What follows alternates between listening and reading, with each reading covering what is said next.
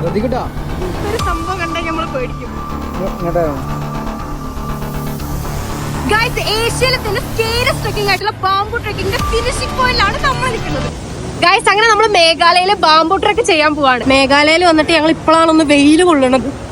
മഴ കൊണ്ട് മടി. ഈ ചളിവെള്ളത്തിന് പ്രത്യേകമായ ഒരു ഭംഗിയുണ്ട്. ഒരു ക്യൂട്ട് ചളിവെള്ളം. എത്ര കണ്ടാലും മടുപ്പ് വരാത്ത അത്രയും ഭംഗിയുള്ള ഒരു സ്ഥലത്ത് കൂടെയാണ് നമ്മൾ നടന്നുകൊണ്ടിരിക്കുന്നത്. അത്രയും ഭംഗിയുള്ള പാലങ്ങളും പുഴകളും വെള്ളച്ചാട്ടും ഈ കാണുന്ന ബ്യൂട്ടിഫുൾ സീനറി. നമ്മൾ നടക്കുന്നതെല്ലാം ഈ മുള കൊണ്ട് ഉണ്ടാക്കിയ ചെറിയ ചെറിയ പാലങ്ങൾ കൂടെയാണ്. അങ്ങനെ ഈ പാലത്തിൽ കൂടെ ഇങ്ങനെ നടക്കുമ്പോഴാണ് നമ്മുടെ മൈൻഡിൽ ചെറിയ പേടി ഇങ്ങനെ വരാം. മുളകൾ കൊണ്ട് മാത്രം ഉണ്ടാക്കിയ പാലങ്ങൾ. ഒന്ന് ശ്രദ്ധ അങ്ങോട്ടോ ഇങ്ങോട്ടോ മാറിക്കഴിഞ്ഞാൽ നമ്മൾ നേരെ താഴെ ഉണ്ടാവും. ഇവിടെ നല്ലൊരു വെള്ളത്തിന്റെ സംഭവമുണ്ട്.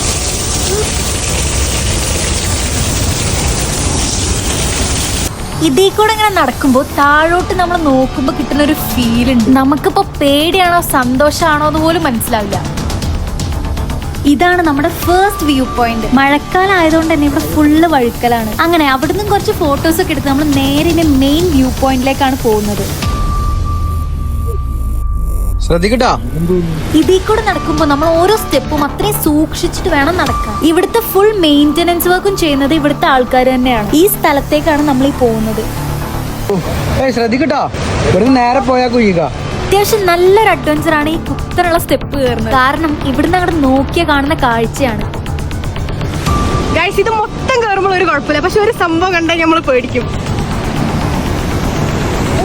കോലുമേണിത് നിക്കണത്, അയ്യമ്മയാണ് നമ്മള് നിക്കണത്.